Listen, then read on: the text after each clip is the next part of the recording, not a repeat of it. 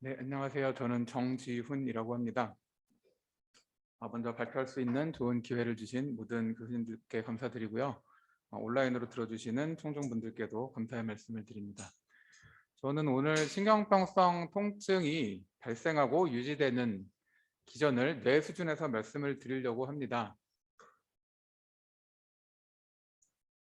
이거는 아마 통증 연구하시는 분들은 다 한 번쯤 보셨을 데카르트가 그린 아주 클래식한 페인 패스웨이의 개념도입니다. 이거는 아주 단순하게 통증을 묘사를 했습니다. 외부에서 통증을 유발시킬 수 있는 어떤 자극이 있고요. 여기서는 불이죠. 뜨거운 게 여기 보이는 어떤 신경 다발을 타고 뇌로 전달이 됩니다. 근데 이거는 되게 단순화시킨 모형이기 때문에 현재의 컨셉이랑은 잘 맞지 않습니다. 생리학적인 통증은 뭐 이런 식으로 우리가 단순하게 이해해도 별로 문제가 없는데, 문제는 생리학적 통증이 아니라 병적 통증이라는 것이 존재를 하기 때문에 우리는 통증을 좀 더 다각도로 이해할 필요를 갖게 되었습니다. 여기서는 제가 그 그림을 조금 수정했는데요.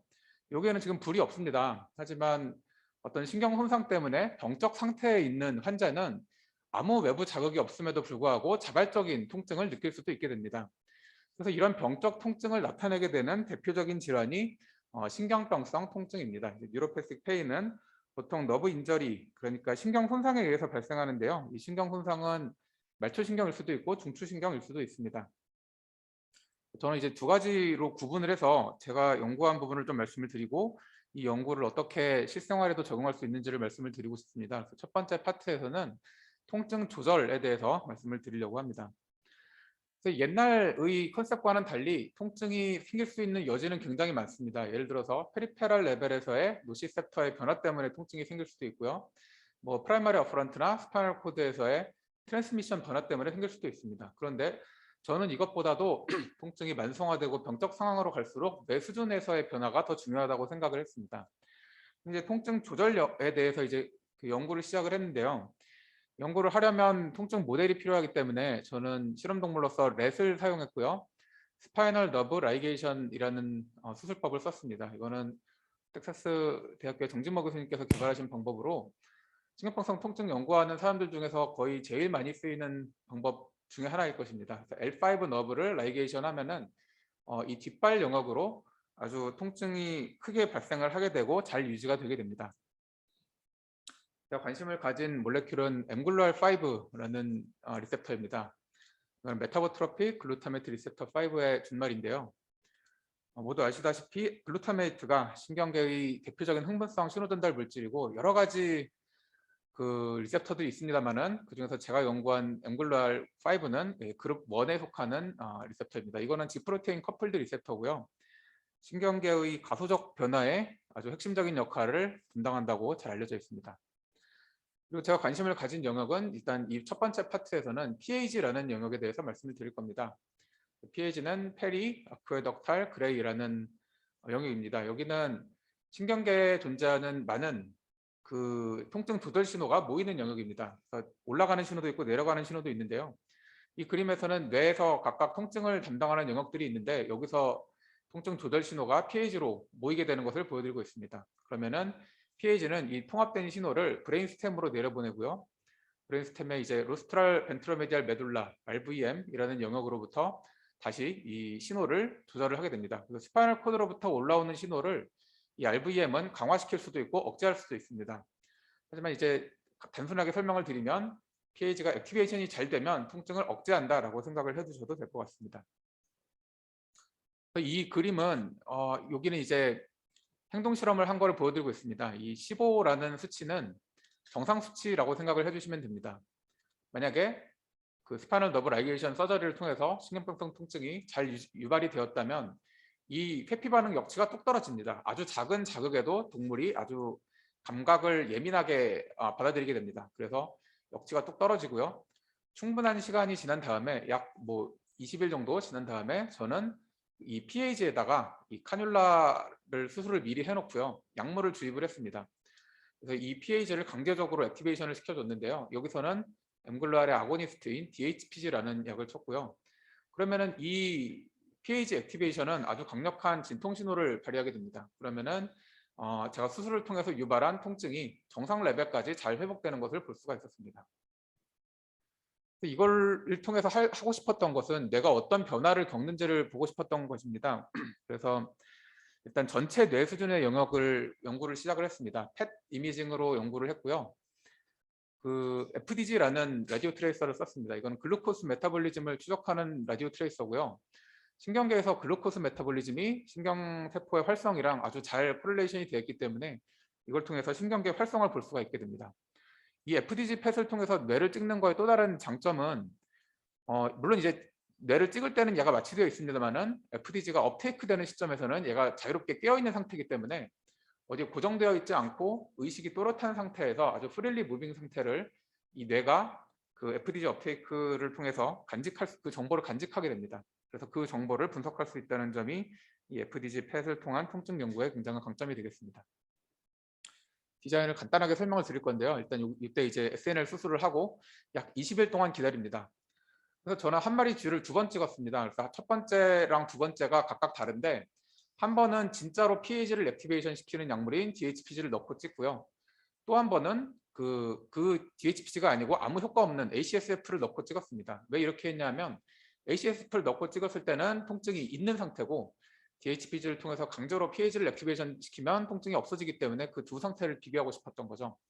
근데 이렇게 하면은 얘네 둘이 전날 이 처치를 한번 받은 것 때문에 다음날 뭔가 영향을 받을 수도 있다고 생각을 했습니다.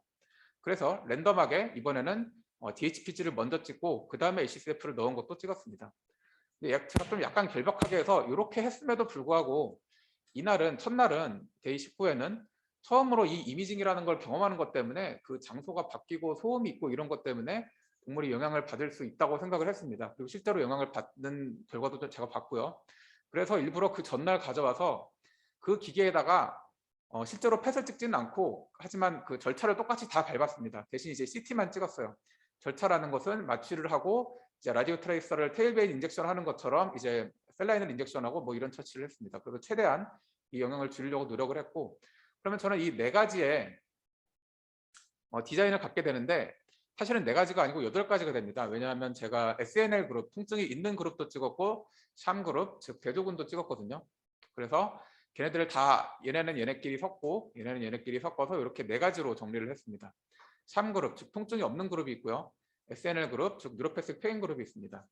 그리고 모든 쥐는 2번 스캔을 경험을 했습니다. 한 번은 아무 효과 없는 ACSF를 넣고 찍고 한 번은 강제로 PAG를 액티베이션 시켜주는 DHPG를 넣고 찍은 거죠. 그래서 이 4가지 디자인을 가지고 각각 테스트를 분석을 진행을 했습니다. 이 4가지 중에서 제일 처음에 그 비교를 한 것은 통증 상태가 통증이 아닌 상태랑 뭐가 다르냐 하는 것입니다. 그래서 아무 효과 없는 ACSF를 넣고 찍은 2가지 이미지를 인디펜던트 복셀 바이 복셀 투 샘플 테스트로 비교를 했고요. 그때 발견한 점이 이제 PAG에서 디액티베이션이 나타난다는 것입니다. 즉 통증 상태가 되면 PAG의 글루코스 메타볼리즘이 떨어져 있는 상태가 잘 보입니다. PAG뿐만 아니라 아까 말씀드렸던 RVM에서도 액티비티가 떨어져 있는 것을 확인을 할 수가 있었습니다. 그래서 제가 방금은 PAG만 말씀드렸습니다만은 사실은 굉장히 많은 다른 뇌 영역들에서도 변화를 보이게 됩니다. 하지만 이거는 조금 다른 이야기고 다른 기회에 말씀을 드리도록 하겠습니다. 이번에는 약물을 넣었을 때는 어떤 효과가 있는지를 봤습니다.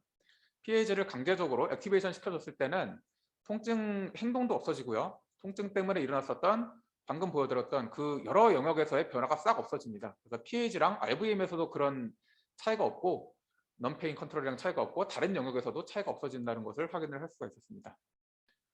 그런데 이제 여기서부터가 좀 제가 재밌게 생각한 점인데요. 이 DHPG를 넣었을 때 나타나는 뇌의 반응이 이 그룹별로 다르다는 것을 확인을 했습니다. 제가 이제 한 쥐는 2번씩 스캔을 했다고 말씀을 드렸는데 그렇기 때문에 그룹별로 페어드 T-테스트로 이 비교를 할 수가 있게 됩니다. SNL 그룹은 되게 직관적인데요. 아까 말씀드렸다시피 PAG에서 액티베이션이 떨어져 있었고 약물을 넣으면 즉 DHPG를 넣은 상태는 ACSF를 넣은 상태보다 PAG에서 액티베이션이 늘어나게 됩니다. 통증 때문에 떨어졌고 DHPG 때문에 늘어났다 이렇게 생각을 하실 수가 있는데 통증이 원래 없었던 애들 같은 경우에는 그 증가가 잘 안 보인다는 것을 확인을 했습니다. 덜 현저하고요. RVM에서도 증가가 보이지 않습니다. 그래서 이 결과를 보고 제가 조금 특이한 가설을 생각을 하게 됐습니다. 그게 뭐냐면 PAG의 앵글러 액티베이션이라는 게 평소에 통증이 없을 때는 원래부터 말하자면 천장까지 올라가 있어서 아고니스트를 쳐봤자 더 이상 안 올라가는 거 아닐까라는 상상을 해봤습니다. 그래서 이 아이디어를 확인하기 위해서 뭘 했냐면요. 이번에는 나이브렛, 즉 통증 수술을 받지 않은 정상 쥐한테다가 PAG에다가 카뉼라를 박아놓고 엠글루아를 디액티베이션 시키는 약을 넣어줬습니다. 이 엠글루아의 인버스 아고니스트 혹은 컴페티티브 안타고니스트라고 생각을 해주시면 됩니다. 엠펩이라는 약물인데요. 엠펩을 제가 치기도 하고 엠탭이라는 약물을 치기도 하고 했는데 이렇게 하게 되면은 재미있게도 얘네들은 페리페럴 너브 인저리가 없는 정상 쥐임에도 불구하고 마치 뉴로패시픽 페인 뇌처럼 강력한 메카니컬 알로디니아를 나타낸다는 것을 확인을 했습니다. 더 재밌는 거는 이게 약물 효과는 몇 시간이면은 없어져야 정상인데요. 얘네는 그냥 쭉 갑니다. 거의 뭐 몇 주 동안이나 이 통증이 안 없어지고 만성화되는 현상을 발견을 했습니다. 약물은 한 번만 넣어줬음에도 불구하고요. 이 메카니컬 알로디니아 말고도 서멀 하이퍼알제시아, 그다음에 CPP로 나타나는 클로니딘에 대한 선호도 같은 것도 달라지는 것을 확인을 했습니다.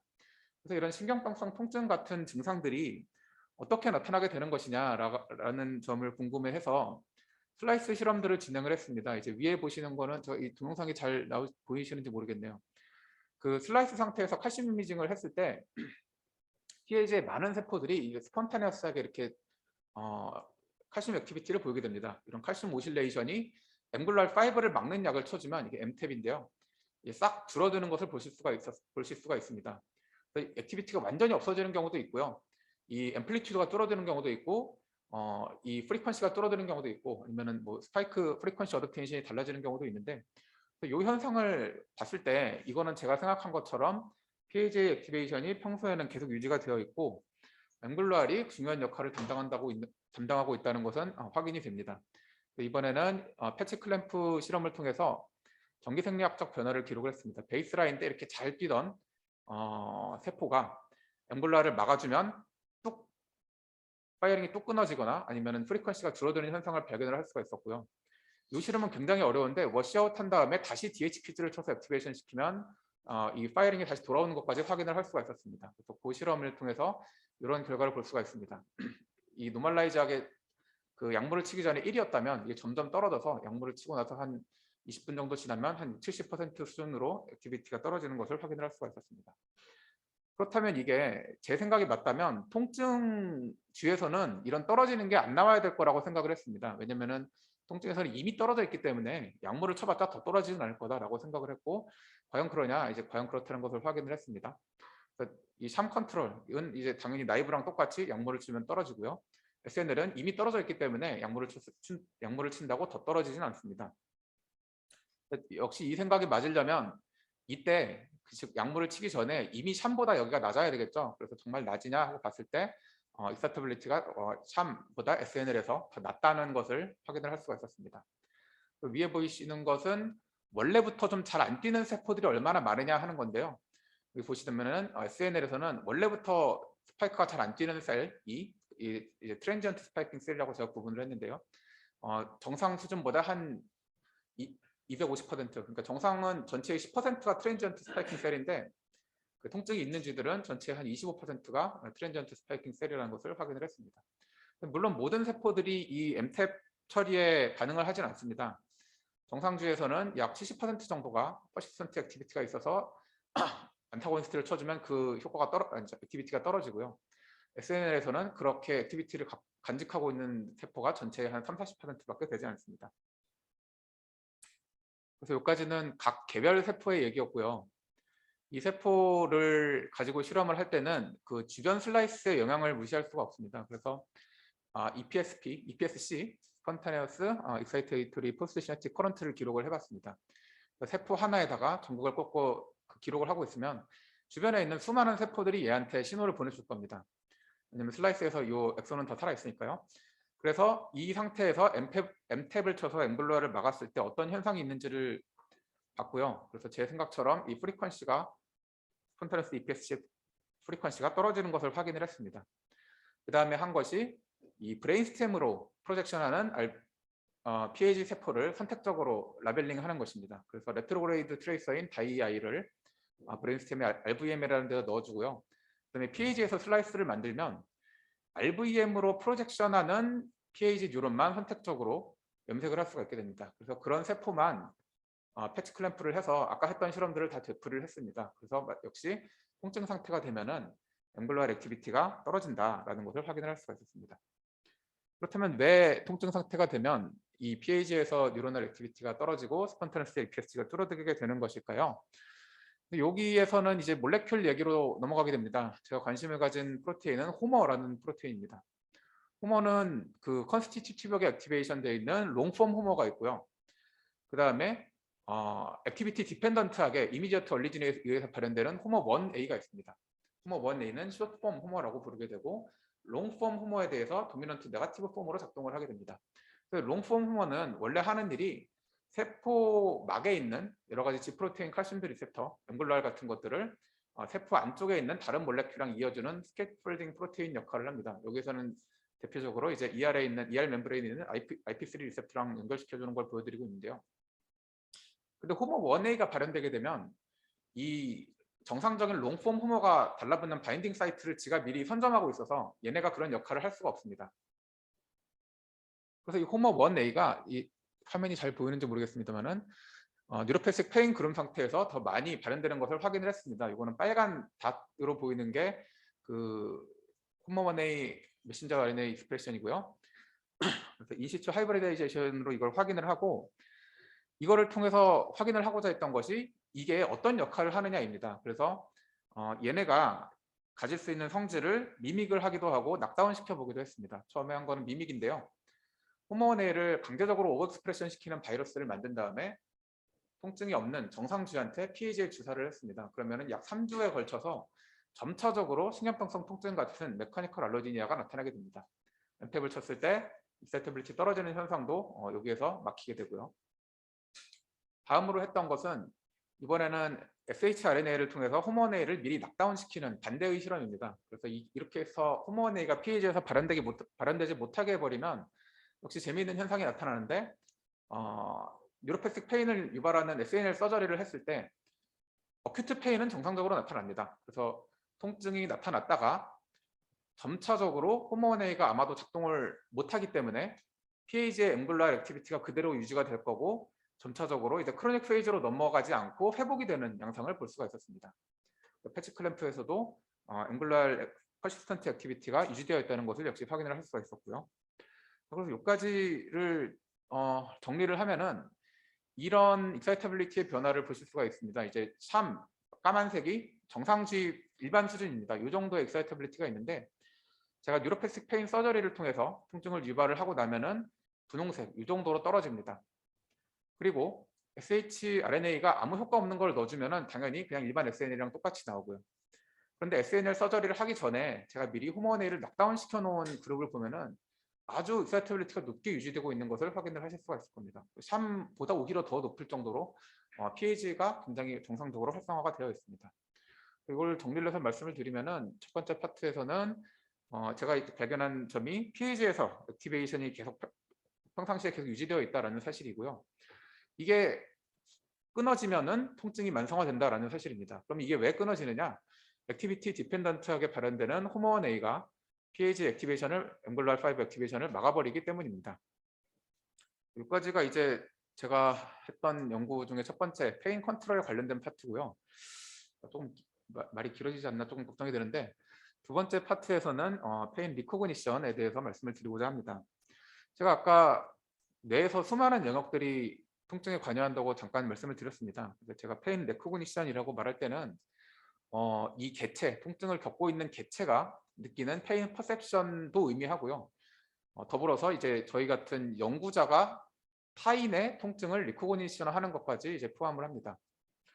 제가 아까 번 파트에서는 FDG 펫을 통해서 통증군과 비통증군을 비교했을 때 여러 가지 뇌 영역에서 차이가 나타난다고 한번 말씀을 드렸는데요. 사실은 이거 말고도 다른 라디오 트레이서를 갖고도 이제 펫을 찍었었습니다. 이제 ABP688이라는 라디오 트레이서를 썼는데 이거는 앵글러 5에 선택적으로 달라붙는 방사성 동위원소 표지자입니다. 이걸 갖고 비교를 하면은 FDG로 본 그 뇌 영역이 똑같이 나오진 않아요. 앵글러 5가 달라진 영역만 볼 수 있고요. 그 중에서는 뭐 프리프론탈 콜텍스도 있고, 뭐 프라이머리 스마트 센터리 콜텍스도 있고, 뭐 다양한 영역들이 나와 있습니다. 이걸 갖고 이제 제가 먼저 했던 연구를 사실 이걸 연구하는 도중에 이거는 조금 가외 프로젝트로 시작을 했는데 이게 먼저 논문이 훨씬 먼저 나가버렸고요. 이걸 했던 거는 예를 들어서 MPFC에서는 통증 상태가 되면은 앵글라 5가 늘어납니다. 늘어난 걸 한번 막아보자. 그래서 MPFC에서 앵글라 5를 블록하는 약물을 쳐주면 통증에 대한 강력한 진통 효과가 있음을 발견을 했고요. 그다음에 사실 여기서는 이제 통증뿐만 아니라 통증으로 인해서 나타나는 우울증까지도 이 PFC에서의 앵글라 5 블록으로 해결할 수 있다라는 점을 이제 연구를 한번 했었습니다. 그다음에 이 두 번째 거는 제가 아직 퍼블리시하지 않은 데이터인데 프라이머리 스마트 센서리 콜텍스의 서브리전인 디스그래듈라 존에서도 앵글라 5가 증가하는 것을 볼 수가 있었는데 거기서도 마찬가지로 앵글라 5를 블록을 해주면 강력한 진통 효과를 볼 수 있고 또 약간 소셜 비헤이비어에도 영향을 미친다라는 것까지 이걸 확인을 했습니다. 그렇다면 이런 데이터를 가지고 무엇을 알 수가 있느냐? 뇌라는 것이 굉장히 강력하게 통증에 의해서 영향을 받기 때문에 그거를 측정을 한다면 우리가 객관적으로 통증을 구분할 수 있는 어떤 방법을 개발할 수 있다고 생각을 했습니다. 그래서 이번에는 이제 비통증군과 비교를 한 게 아니고 통증군에서 갖고 있는 통증 점수를 가지고 이제 리그레션을 해서 잘 코릴레이션 되어 있는 영역을 찾았습니다. 그래서 스트리아툼도 있고 뭐 되게 유명한 싱글레이트 콜텍스 그리고 뭐 프라이머리 스마트 센서리 콜텍스 뭐 하이퍼슬라무스 굉장히 다양한 영역들이 있는데 어떤 영역들은 그 회피 반응 역치랑 네거티브 코릴레이션이 있고 어떤 영역들은 이제 포지티브 코릴레이션이 있습니다. 그래서 이 코릴레이션을 갖고 있는 영역들이 이 정도로 많으면 얘네를 가지고 저는 어떤 패턴을 만들 수가 있게 됩니다. 그래서 이 패턴을 인식을 해서 그걸 통해서 통증을 객관적으로 인식할 수 있게 해보자라는 것이 이 프로젝트의 목표였습니다. 이게 조금 디테일하게 들어가면은 복잡해질 수 있어서 간단하게만 설명을 드리면은 여기 보이는 색깔은 그냥 색깔이 빨간색에 가까울수록 더 밸류가 높은 것입니다. 파란색으로 가까울수록 낮은 밸류이고요. 이거를 일단은 다 그룹별로 노멀라이즈를 했습니다. 그 Y축이랄까? 요 세로로 보이는 것은 통증이 심한 정도입니다. 위로 올라가면 올라갈수록 회피 반응 명치가 높고 이러면 이제 통증이 심한 거고요. 가로축은 각각의 뇌 영역을 나타냅니다. 그래서 각각의 뇌 영역은 이 앵글라 5의 밸류를 갖고 있는 범위가 좀 다릅니다. 그래서 여기는 굉장히 많은 앵글라 5가 굉장히 높은 영역들이고 여기는 굉장히 낮은 영역들이죠. 일단 이걸 다 노멀라이즈를 해서요. 이렇게 만들어 놨습니다. 그러면은 색깔이 이렇게 그라데이션이 있는 것을 보실 수가 있을 겁니다. 이 노멀라이즈만 한다고 해결이 되는 게 아니고 저는 한 10마리 쥐를 갖고 이걸 했는데 10마리가 그렇게 많은 숫자는 아닙니다만은 이걸 가지고 이렇게 리그레션을 해서 그냥 연속된 수치로 표현을 해봤습니다. 일단 리그레션을 한 다음에는 그러면 저는 요 어떤 한 라인을 가지고 그 가설적인 어떤 쥐를 상상을 할 수가 있게 됩니다. 4라는 회피 반응 역치를 가진 쥐는 이러한 앵글라 5 패턴을 가지고 있을 거다라고 생각을 할 수가 있게 되죠. 그래서 그거를 여기다 이제 비교를 하게 되면 얼마나 콜레이션이 심한지를 제가 측정을 할 수가 있게 됩니다. 그러면은 이 쥐를 가지고 어떤 한 쥐의 데이터를 뽑아서 여기다가 비교를 하면은 이 라인을 가진 쥐는 여기랑 제일 비슷하니까 회피 반응 역치가 4에 가까울 거야 라고 생각을 할 수가 있게 된다는 거죠. 그래서 이게 제대로 돌아가는지를 판정을 해보기 위해서는 새로운 쥐의 데이터를 넣어서 이 템플릿이 잘 그걸 프레딕션 하는지를 봐야 됩니다. 그래서 그거를 하기 위한 방법이 leave one subject out cross validation이라는 방법입니다. 제가 갖고 있는 데이터에서 쥐 한두 마리를 미리 빼놓은 다음에 나머지 갖고 있는 데이터로만 이 템플릿을 만듭니다. 그리고 빼놓은 데이터를 가지고 이 나머지 데이터가 만든 템플릿이 얼마나 측정을 잘하는지를 보는 거죠. 그래서 그게 측정을 제대로 잘 한다라는 것을 확인을 할 수가 있었고요. 이게 샴 그룹에서는 통증이 아닌 걸로 제대로 인식을 한다라는 것도 이제 확인을 할 수가 있었습니다. 그래서 근데 여기까지 해도 좀 의심을 가질 수가 있는 부분이 있습니다. 왜냐하면 제가 저 ROI들을 계산을 할 때 이미 저 통증군과 비통증군이 갖고 있는 정보를 갖고 계산을 했거든요. 그래서 이번에는 ROI를 선정하는 단계에서 이 쥐들을 미리 빼버렸습니다. 그래서 이 복잡한 프로세스를 다 하고 나중에 그 미리 빼놓은 거를 측정하는 방법으로도 역시 계산을 해봤을 때 역시 아까 거보다는 조금 덜하지만 제대로 잘 작동을 한다는 걸 확인을 할 수가 있었고요. 그걸 정리한 부분이 이제 여기에 있습니다. 이게 어큐러시를 계산하기 위해서 그 센시티비티와 스페시피시티를 계산을 하는데 어느 정도 선에서 굉장히 그 ROC 커브를 잘 측정할 수 있다는 것까지 확인을 할 수가 있었습니다. 그래서 여기까지 정리를 말씀을 드리자면은 제가 발견한 것은 통증 상태가 되면은 뇌 수준에서 일어나는 앵글라 5의 변화가 어떤 패턴을 갖게 된다는 사실입니다. 그리고 이 변화하는 앵글라 5의 수준은 통증 자체에 영향을 주기도 하고요. 우울증이나 이제 소셜 비헤이비어 같은 쪽에도 영향을 주기도 합니다. 그렇다면 이러한 통증 및 통증과 관련된 다른 행동들의 변화를 유발하는 앵글러 5의 패턴을 이용해서 저희는 그 통증을 진단할 수 있다라는 것을 이제 확인을 했습니다. 그래서 이 프로젝트를 끝난 다음에 이거는 이제 특허를 출원을 해서 국내 특허 등록이 되고 미국, 유럽, 중국, 일본에 특허 출원을 해서 일본은 특허 등록이 다 됐고 미국 같은 경우는 지금 특허가 아직 출원이 진행이 되고 있는 상태입니다. 이 논문들은 세 가지 다른 연구에서 제가 발췌해서 말씀을 드리는 것입니다. 많은 분들께서 참여를 해서 이 연구가 퍼블리시 될 수 있게 도움을 주셨고요. 그중에서 제가 이제 그 서울대학교 의과대학 생리학교실 그리고 경희대학교 한의과대학 생리학교실에서 이 연구를 진행을 했는데 경희대학교 한의과대학 생리학교실 김성관 교수님과 서울대학교 의과대학